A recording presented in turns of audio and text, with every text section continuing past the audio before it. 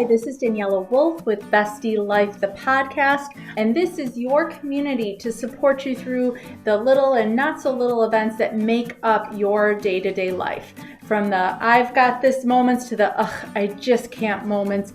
We are here to empower all women to find and develop the skills they need to find peace, balance, and the bliss in their busy.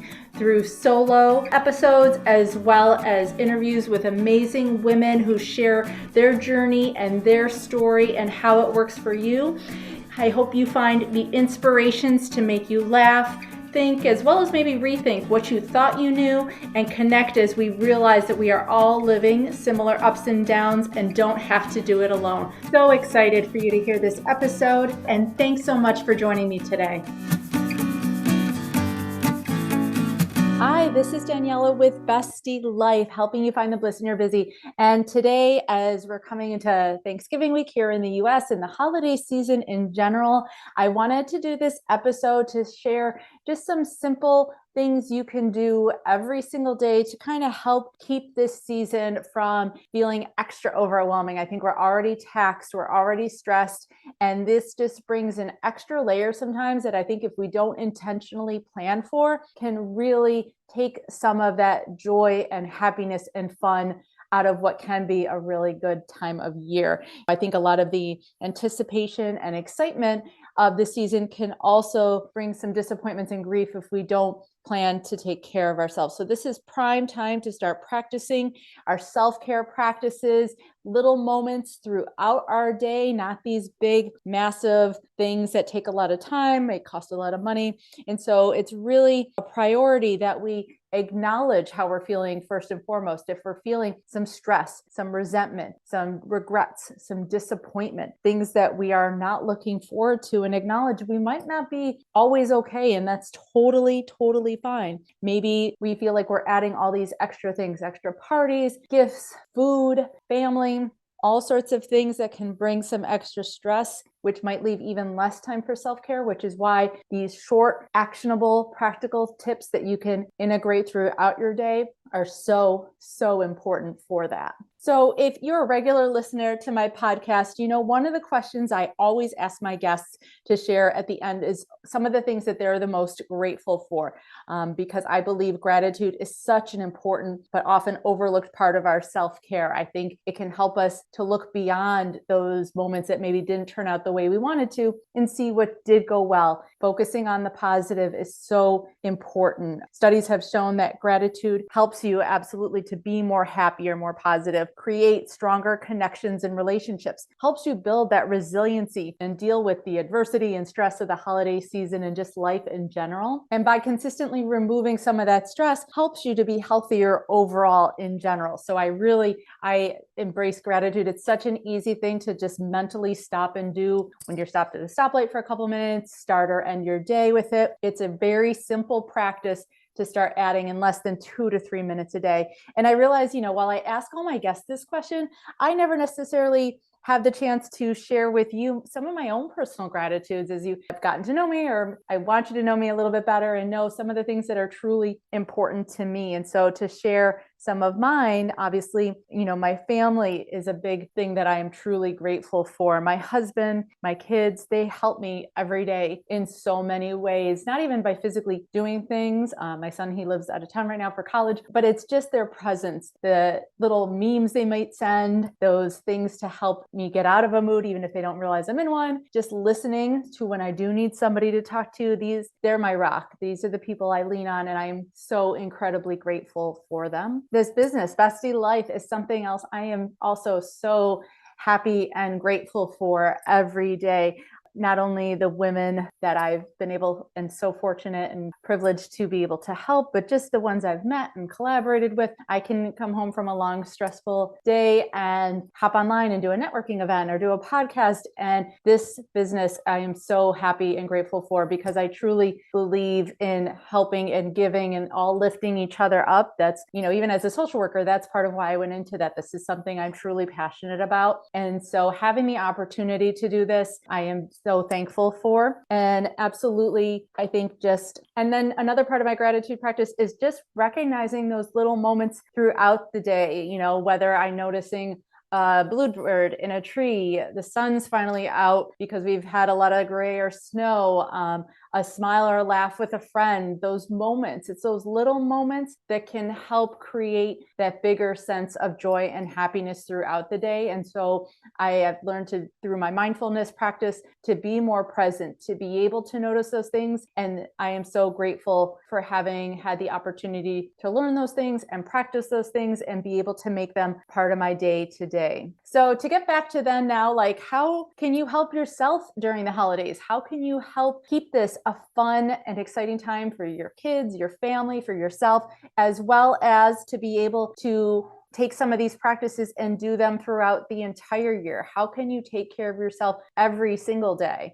And so the first thing is to be able to practice this regularly. So regardless of what you pick, whether it's a gratitude practice, whether it's movement throughout your day, whether it's adding more water, some breath breaks, connecting with others on a regular basis, whatever part of the self-care practice you choose to start integrating it, by doing it consistently is what's going to be the first thing to really help make it meaningful and impactful. And so for you, everyone finds those different things that work for them. And definitely if we work together, we would find a system of specific things that really do work best for each person for you. And so to be able to see, maybe it's part of your sleep, maybe it's the way that you organize your home in a way that's going to make that ease and flow feel like that regular part of your self-care. So there are so many ways to do it. Helping you find the specific ways that are going to work best for you in the easiest, simplest way is something I love helping women do. So please let me know if I can help you in that way, as well as then just practicing it consistently. Because I always try and reinforce taking these little moments, taking this time to take care of yourself, to help yourself, is going to help everybody else more in the long run. Everyone is going to get the benefits from it. Your family, your kids, your job, your friends, yourself. It is not going to be something that takes away. And so to keep reminding yourself when it comes to taking the time to do that, that's going to be the biggest benefit. Taking small moments throughout your day for breath, for water, are so simple and small, but can have such massive impacts in the way our body physically and physiologically can change and react and respond to stress by taking the time to do these things. And so by setting a timer, I always say, for 1 to 2 minutes, maybe 2 to 3 times a day, even 3 to 5 times a day. So that's a 5 to 8 minute practice, 5 to 10 minute practice. Take a deep breath in, hold for 4, let that breath out, hold for another 4. Do that 2 to 3 times, and you'd be surprised at how instantly, you start to relax. Your shoulders might drop a little bit. You can maybe smell things around you, notice things, and be present a little bit more around you. You hear things, you smell things that you didn't notice before. And doing that a couple minutes a day, not to go check your phone, not to be on social media, but to take a break from that, focus on your breath, is going to be an instant mood shifter. Help you maybe take a second to gauge how stressed you are at that point in time, to see if you need to add something else. Sometimes just even acknowledging our stress, maybe then we can go talk to a friend about it. We can just find a way to let it go, shift maybe what we have planned, what we're doing, can help us address just by taking that moment to pause and check in. And then taking water breaks. We don't realize how much our hydration can impact how we're feeling, our decision making, our mood, our irritability. And so by doing a couple breathing moments and water breaks throughout your day is another way throughout the holidays and the busyness of everything. And I don't like being busy, but that's a different episode, can help you feel a little bit lighter. Also then making sure you're focusing on your physical needs, making sure you're sleeping enough. Are you eating healthy?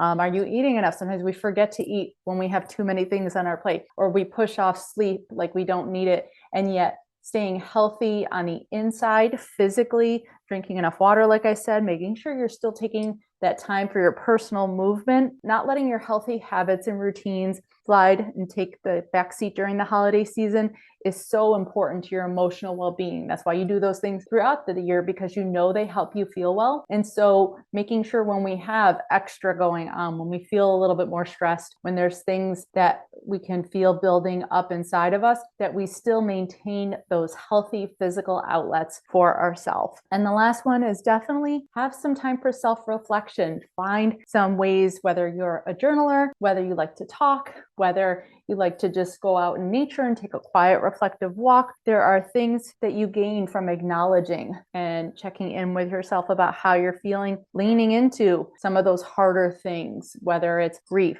whether it's family stress, whatever it is, being able to maybe recognize unrealistic expectations that either you've set on yourself, either because of what you believe needs to be done, or if you are a people pleaser and you say yes a lot, by allowing other people's expectations to come in and crowd out what you need and how much space you need in order to do well. And so by acknowledging your feelings about those things and maybe putting some boundaries in place, talking through your needs or letting go of some of those expectations, changing the conversation in your head, changing your mindset about it, is also some other great ways that you are going to kind of help take care of yourself and nurture yourself through the holiday season. Over the next couple of episodes, I'm going to be doing some best ofs from the last year and a half, 2 years of looking at some of, busy versus productive, because I think we don't always look at what needs to happen. Why is it happening? And is it an avoidance? Is it perfectionism? Or is it really helping us move forward in a positive way? So busy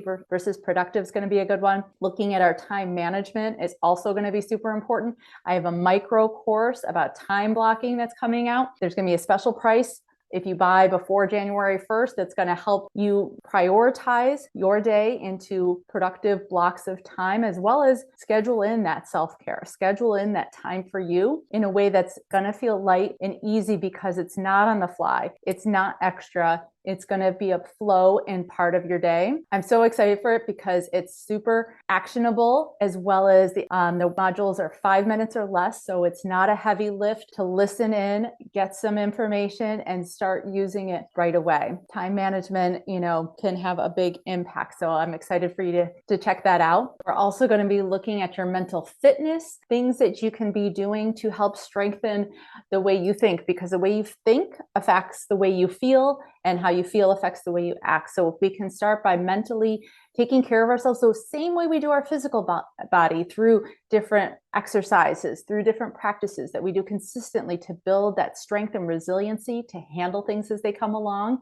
is also going to be a great episode, as well as looking at ways to re-energize ourselves, to take care of our energy levels so that throughout the day we're not hitting those walls and then extreme fatigue. So those are going to be some of the great best of episodes coming back before we come back with new live episodes in January of 2023. So thank you so much again for listening this last year. I hope you've enjoyed it and had as much fun as I have getting to meet these amazing women, learn these amazing strategies and things that they've accomplished, and helping to see how connected we are, helping to see how much our stories, our experiences can be aligned, and how more alike we are than different, because I believe that's where we connect. That's where we learn to find that strength and support each other and empower each other to do great things. If this resonates with you, please leave me a 5-star review so that this podcast can be shared and help more women. That's, like I said before, my purpose and passion is to be able to help connect with as many women, to help as many women break out of some of that isolation and feeling like they're the only ones dealing with certain things, so that they can find their passions, their purpose, their strategies, to be able to become their best selves, to be able to become who they were and find that joy and happiness every day. Thanks again, and I'll talk to you soon. Bye-bye.